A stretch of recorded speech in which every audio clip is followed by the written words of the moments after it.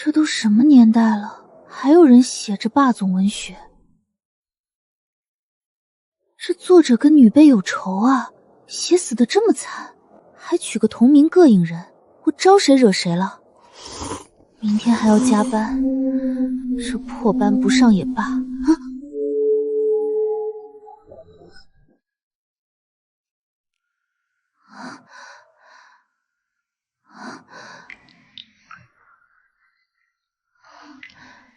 这是什么鬼地方？这味儿也太冲了！等等，这耳朵，这尾巴，这场景，难道自己穿书了？还穿成了书里那个和我同名同姓、下场凄惨的恶毒女配尤里？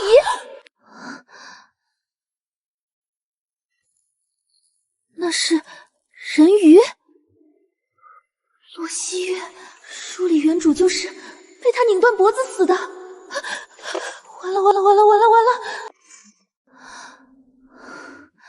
冷静，伴侣契约还在，他暂时动不了我，不能像原主那样继续作死，否则自己的下场会很惨。你再靠近一步，我就算拼了这条命也要拉着你一起死。你看起来很缺水。这女人在玩什么把戏？吊着我一口气，活生生折磨我吗？说起来，这男主前期也是惨，被女配折磨得快死了，尾巴上都干枯了，希望泼点水能让他好受一点。只是那藤蔓，我暂时还不能帮他解开，不然真怕他一手把我掐死。饿死了。没有，没有，什么都没有。原主到底是怎么活下来的？再不吃东西，我也会死在这里。你是一条猫啊，尤绿，猫有9条命呢。别慌，必须出去找吃的，不然恐怕连明天都撑不到。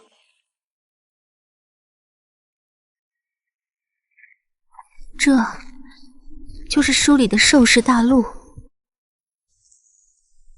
兽氏生灵皆成远古异兽血脉，可自由贴换人兽形态，有甚者还拥有异能。兽氏比气文明法则，唯寻弱肉强食，雌性族群数量稀缺。雌雄缔结伴侣契约后，不得违背雌性，否则会遭契约反噬。她这个恶毒女配就占伴侣契约的约束，长期凌虐自己的雄性。而这洞内的男主，就是被原主摧残的契约者之一。这兽氏太危险，不能走太远了，在附近找点吃的吧。还好，这附近家果还挺多，这个应该能吃，至少能填填肚子了。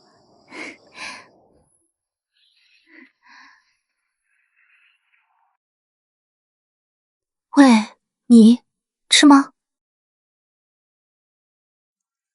喂，你要不醒醒呢？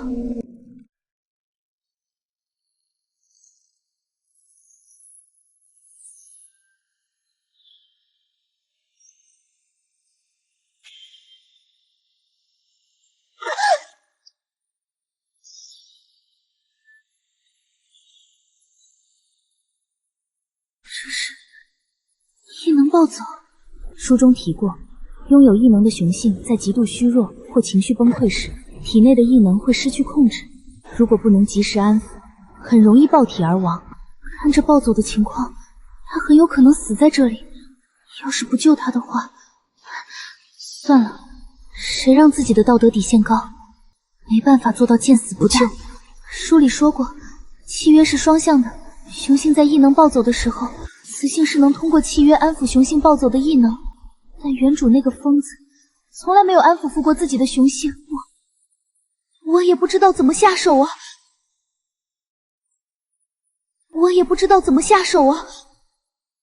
算了，死马当活马医吧。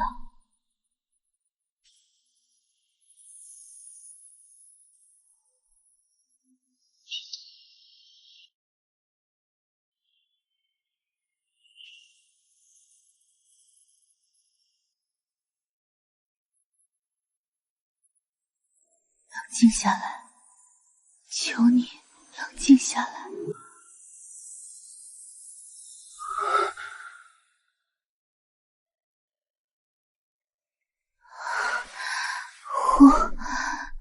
感觉这么累？他竟然在主动安抚我，这女人，她的安抚好温暖，我从未有过这样温软酥麻感觉，好舒服。可这是否又是她伪装的手段？这女人居然还有异能！眼前的她与往日判若两人，被她抓来3个月，从未见过这女人使用异能。没想到不是没有异能，而是她的异能藏在了伴侣契约里。普通雌性的契约只能起到情绪安抚的作用，可她的伴侣契约附带极强的治愈能力，自己身上所有的伤痕都在快速恢复。虽然这异能并非强攻战斗类型，但在这兽世，治愈能力才是最稀缺的。你醒了？你不会杀了我吧？为什么？什么为什么？你明明最喜欢看我痛苦，为什么安抚我？总不能告诉他我是穿书过来的吧？就算说了，他也未必会信。我可不想被当成异类孤立排挤。他在迟疑，他在心虚，他或许只是一时心软，随手施舍的怜悯罢了。算了，还是不回答比较好。你饿不饿？我摘的，不知道你吃不吃。这胶果有毒，不能吃，他难道不知道吗？还是想故意毒死我？你饿不饿？我摘的，不知道你吃不吃。这胶果有毒，不能吃，他难道不知道吗？还是想故意毒死我？你不吃我吃。你别说，还挺好吃。哎，你不会真想杀了我吧？我刚刚可是救了你。不是，这浆果本身带有剧毒，森林里遍地丛生，寻常兽人从来都不敢轻易触碰，贸然食用。你不早说，我都已经吃下去了。不过你看起来并没有任何中毒反应。现在看着没事，万一只是中毒症状发作的晚一些呢？这种兽人一旦吃下，当即就会反胃呕吐，周身难受不适。你之所以安然无事，是你体内的异能在自发护主，替你抵御，消解了毒性。治愈系异能因为没有杀伤力，所以反而能护主自愈本体。而自己这类强悍的攻击型异能，一旦身心受创，心绪起伏不稳，反倒是趁你病要你命。原著里根本从没提过，书里的恶毒女配明明毫无异能，所以才一直满心嫉妒，觊觎女主的特殊异能。看这女人的神情反应，她竟然从头到尾都不知道自己有异能。有异能也算一件好事，至少在这蛮荒凶险的兽世，自己多了一重保命的本钱。洛西去，走了，走了也好，他应该不会回来了，应该也不会再像书里写的那样反手拧断我的脖子了吧。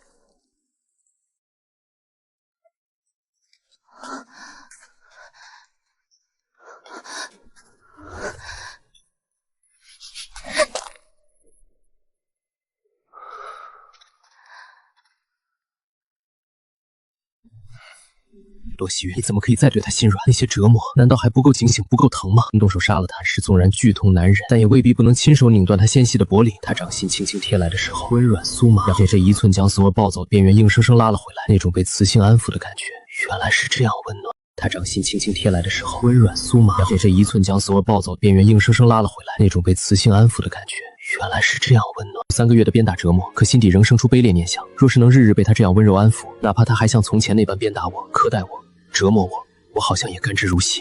你疯了！你竟然贪恋他的折磨，竟然暗自期盼他的触碰。看不见我，看不见我，千万别过来！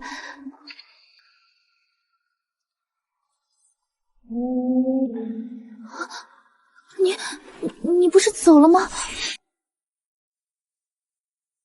你是我的雌性，我有理由跟着你。被雌性契约过的雄性是很难再被别的雌性契约的。那我把契约给你解开。我是说，被雌性契约过的雄性，即便契约解开，只要曾经绑定过，往后也很难再被其他雌性契约。他这话的言下之意是，我要是不要他，解开契约，他往后就再也没有别的雌性会要了。也对，雄性遍地如草芥，雌性却稀缺如珍宝，这山洞黑得让人害怕，有个人好歹让自己感觉安全一点。以我现在的能力，一个人太危险，只要我不再像原主那样折磨他，总能好好相处吧。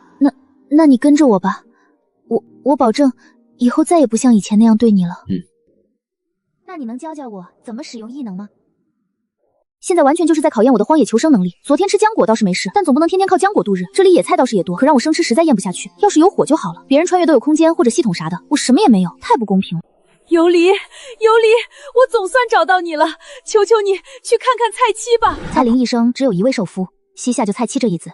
原主当初心术不正，刻意欺骗单纯的蔡七，强行定下伴侣契约，平日里还肆意折辱打骂，从来没有过半分善待。阿婆，你别着急，慢慢说，到底出什么事了？蔡七今早出去狩猎，半路遇上猛虎族的人，腿受了重伤，谁知伤势牵动血脉，异能突然失控，整个人都快撑不住了。眼下只有定下伴侣契约的你，能以契约之力帮他安抚，求求你去看看他吧。他要出手去救别的雄性，原来他还有别的雄性。在原本的故事里，蔡玲前来求助时，被原主冷漠地拒之门外。最后是那位拥有特殊异能的原女主伸出援手，救回了蔡七。她的异能无需契约维系，便能安抚雄性。原女主心地善良，即便知道蔡七已有契约在身，也愿意接纳她。此后，蔡七找到原主想解气，却因原主的不同意，反而为难女主，而记恨上了原主。原主造下的所有孽债，如今全都落到我身上。今天若是冷眼旁观，只会重走原主老路，不如帮一把，顺便解了蔡七的契约。阿婆别担心，我跟你过去看看。谢谢。阿婆别担心，我跟你过去看看。谢谢。你要不要？我是你的契约者，你去哪里，我自然跟着。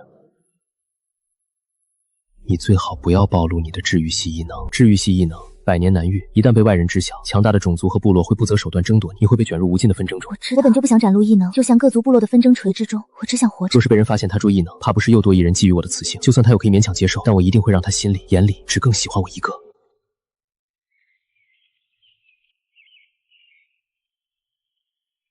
就是这里，他不让我们靠近。书里只轻微提过他的异能失控，但没想到实际状况竟危急到这般地步。若是再无人安抚，只怕……游离，求你了，只有你能安抚他。该死，为什么他有别的受夫，还要来招惹我？可恶，该死！为什么他有别的受夫，还要来招惹我？可恶！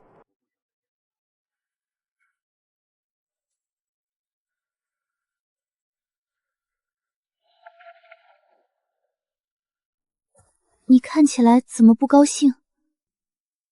你还是使用异泥了。你怎么知道？我没使多大力，就帮他愈合了一部分伤口，不算全好，他们应该察觉不了。洛熙元现在不少才 A 级异能吗？他怎么看得出来？你眼里的疲惫不比那天少。游离，少发善心。这好歹他也是我受夫嘛，等他伤势好点了，我就回来找他解了气，放他自由。他是因为我吗？他看出我的嫉妒了，他是不是只想留我一个相伴之人就够了？原主过往欺骗在先，强行契约蔡姬本就不公，不如早早解开，还对方自由，自己也少结仇怨。不对哦，解了契约的话，他岂不是和你一样没人愿意要了？不对哦，解了契约的话，他岂不是和你一样没人愿意要了？还是不能轻易解开契约。算了，先跟他商量商量，看看他什么意思。真是多嘴，当初找个别的借口就好了，说那句话干什么？游离，稳住了，蔡七的烧退下去了，呼吸也平稳了，谢谢你肯救他。没事就好，阿婆，他伤得很重，接下来还得好好养着。一定，以前是我们蔡七没福气，也是你从前性子烈，可今日你肯出手，老婆子我记你一辈子的恩。阿婆您快起来，这使不得。好孩子，真是好孩子，你放心，你能救了他，老婆子我给你做牛做马都愿意。阿婆，我那边山洞阴冷，想跟您借个火种生堆火行吗？游离，你饶了我们家吧，那圣火万不能碰啊，那是部落的圣火，我一个老婆子哪敢窃取圣火啊？书里没说火种那么神圣啊，难道是自己看漏了？阿婆八成又以为我要做些大逆不道的事情了。算了，阿婆，我不要了，不要火种了，走吧，回去了。游离，你居然还敢回来，还想窃取圣火？游离，你居然还敢回来，还想窃取圣火？这是花云，部落长老之女，原本蔡七是要与她结契的，却被原主抢先骗走了契约。花云因此记恨上了原主，这倒也怨不得她，谁让原主夺人所爱，还招惹她的受夫。后来原主被赶出部落，只能栖身于阴暗山洞，也算咎由自取。花云，怎么还敢回来？折磨蔡七折磨的还不够，现在又要来窃取我犬族的圣火？蔡七异能失控，我是来救她的。救她？你会救人？你只会打人吧？蔡七被你骗走劫富，打得遍体鳞伤的时候，怎么不见你收手？现在装么好心？还是说你不会对我的受夫还贼心未死吧？我是不是在救人？你可以进去看看。至于你的受夫嘛，一个结过气的雄性，你不会以为我游离还会要吧？以前的游离，但凡我说一句，立马就会炸毛跳脚暴躁打人，今天怎么完全不一样了？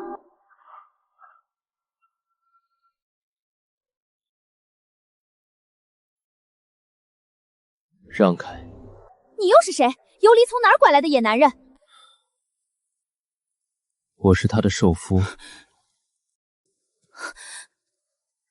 他为什么要那样说？而且游离好像完全变了一个人，今天居然看都不看犬诀一眼。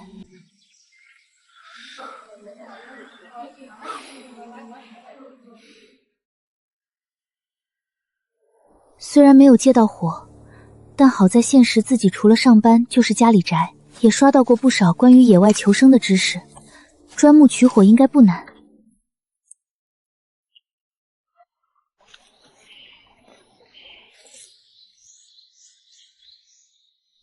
你不缺水吗？要不要下去洗洗？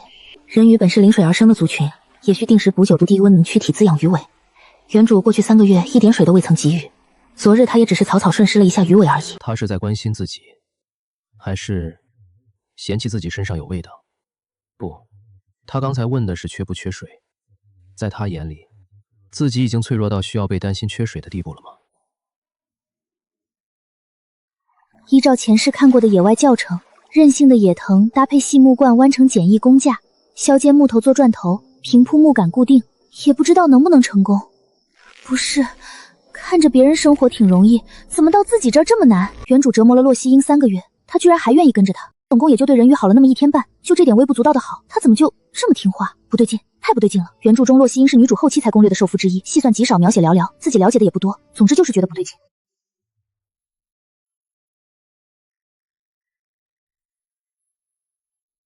你在做什么？生火啊！部落圣火皆是由专人守护，旁人无法触碰，除非是火系异能的兽人才会有圣火。不过本来有异能的兽人就很少，别说火系的异能者，你以为你拿2根木头就能求得圣火？跟你这纸片人说了你也不懂，你看我生出来就完事儿了。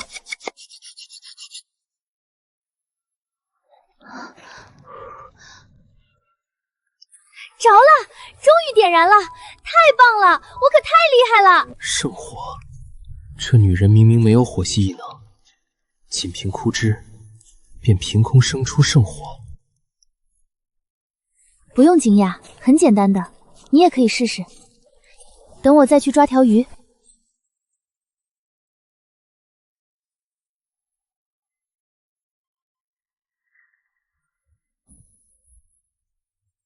你抓它们做什么？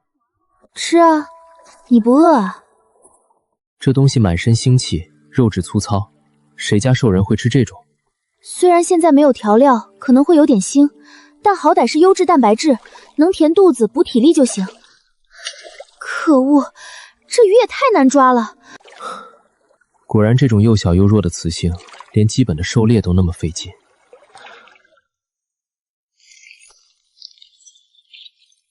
你抓鱼这么容易，你不早点动手，害我白白累了半天。你没叫我抓。什么时候这女人能意识到自己是她的雄性？狩猎觅食，护她周全，本就是分内之事。还好原主山洞里留了不少工具，正好带了把锋利石刀。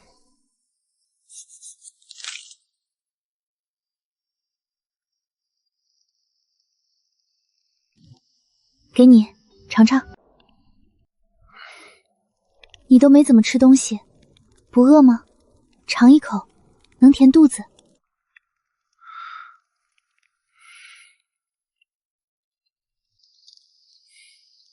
这鱼虽然干巴了些，算不上好吃，但等我之后找找山林里的野生香料、野葱花，到时候调味烤制，味道肯定比现在好吃。他不会触景生情了吧？原书里原主就是在这里捡漏了重伤未愈的洛希约，强行缔结的伴侣契约。那个，我知道你想起不好的事了，我以前真不是故意要那样对你的，之前脑子浑浑噩噩的，行事偏执又糊涂，但我现在真的不一样了，再也不会那样对你了。这女人的确跟以前不一样了，他这几日对他格外照顾，还没有见过有雌性照顾雄性的，好像有个小雌性的感觉，也不错。你说什么？没什么。洛熙元，我打算搬到这附近住，一来方便你日常补水滋养躯体，二来我想试试日晒制盐，没有盐味的东西也太难吃了。盐是什么？等我做出来你就知道了。不过你得赶紧出来帮我干活了，我可不养闲人。前几天不过是念着你有伤未愈而已。需要我做什么？你帮我劈木头就成，不过要是顺便在上边找一块比较平坦的地方就更好了。我呢，要在这儿研究研究制盐，先不陪你了。这个洛熙月真是站着说话不腰疼，什么活都得自己说了他才去做，一点自觉都没有。也太漂亮了吧，做成项链肯定很漂亮。这碗也太小了，这样搞效率太低了，得搞个大点的家伙。不是让你去劈柴吗？你怎么过来了？这些硬邦邦冷冰冰的壳子不能果腹，不能御男，毫无用处。这女人怎么还捡得这般开心？这就好了，就这么一会儿功夫。你忘了我有异能？难怪是书中男主，你的异能也太万能了，干什么都事半功倍。我的异能又鸡肋又善线，还只能对契约之人使用。异能是可以进化的，我如今是 A 级异能，攻防破坏力极强，但你的异能更为特殊，未必上限更低。等进阶进化，或许就能挣脱限制，做到对契约之外的人使用。对啊，我怎么忘了？书里写过，异能进化需要受精，受精才是升级进阶的宝贝。书里？什么是书？就是怎么说呢？就是比如有文字语言的兽皮类的东西。说起书里，其实兽氏大陆看似原始荒芜，却也是有繁华之地的。比如兽城，兽城汇聚了所有高阶异能家族，商铺林立，极是繁华，是整片大陆的核心。普通兽人终生难以踏足，唯有强者、高阶异能者才有资格踏入其中。原主其实出身在兽城，但因为没有异能被兽城驱逐，才流落至这片偏远部落。细细推算，剧情到这儿已走到后半段，女主算时间应该已结识菜妻，估计不久后她就会找上门和自己解除契约。在之后，女主下一个攻略目标自己便是洛熙月。按照剧情，她迟早会离开这表，成为女主的受夫。那不如趁现在剧情未到，契约未解，好好压榨一下这位工具人，借他的能力安顿好自己的住处。等结识女主，他乖乖抱稳女主大腿，彻底洗白。届时前两位契约受夫自然也不会再与他为难。你在笑什么？没笑什么。你在笑什么？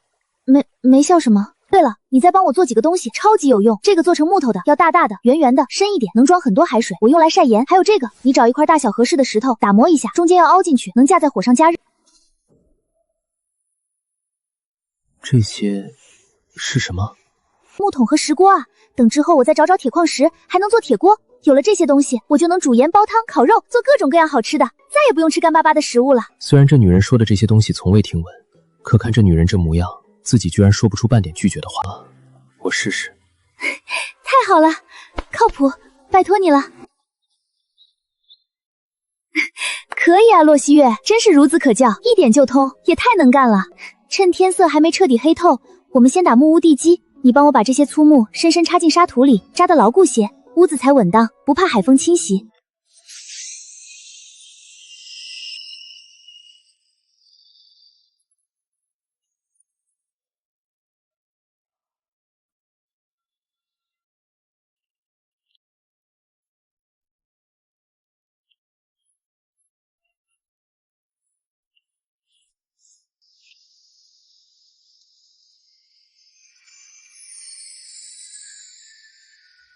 今天辛苦你了，忙前忙后做了这么多活，现在条件简陋，兽皮偏硬，只能委屈你将就一晚。我睡这边，你睡那边。明明是定下伴侣契约的雌性，为什么要和我分开睡？是不喜欢我吗？论样貌，论战力，论出身，他哪样差了？他怎么就半点都不亲近自己？没有啊，我没不喜欢你。那既然不讨厌，为什么好几日了，你始终不肯和我一起睡？我们是契约伴侣，不应该相守同眠吗？不是吧，兽氏的伴侣契约还有这种硬性规矩？绑了契约就必须同眠共枕。不过别说，这男人的腹肌还真想上手摸一把。若是你心底厌烦我，不想认我这个伴侣，那直接和我解妻就好。洛熙月长得好看，能力强，也听话懂事，远远没到喜欢的地步。更何况按原著剧情，她本就是女主的受夫之一，自己一个短命奴婢，哪敢随便肖想抢女主受夫？洛熙元，我之前整整3个月那般苛待你、折磨你，你当真一点都不恨我？我不恨你，你不是他，你和他从来都是两个人。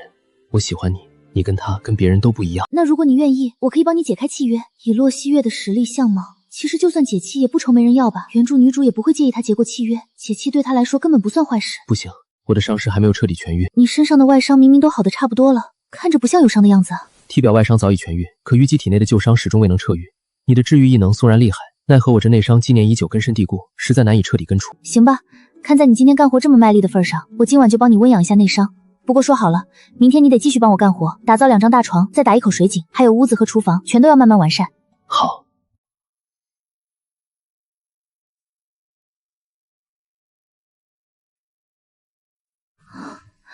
怎么给你治疗一下这么耗费心力啊？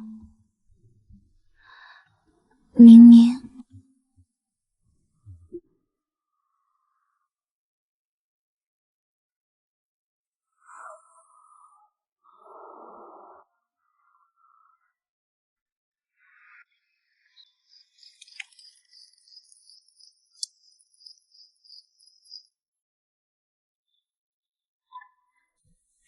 儿啊，你还是去找游离吧。你要是真跟游离解了契约，往后怎么办？哪个雌性还会要你啊？我就你这一个儿子，蔡家不能断在你手里啊！是啊，儿子，听你阿娘的话，好好伺候你的雌性，别断了香火。我看那丫头变化不小，你多听听话，忍忍就过去了。再要个孩子，安稳成个家，也就足矣。这女人不过是装模作样救了人，阿母就被骗得团团转，可恶！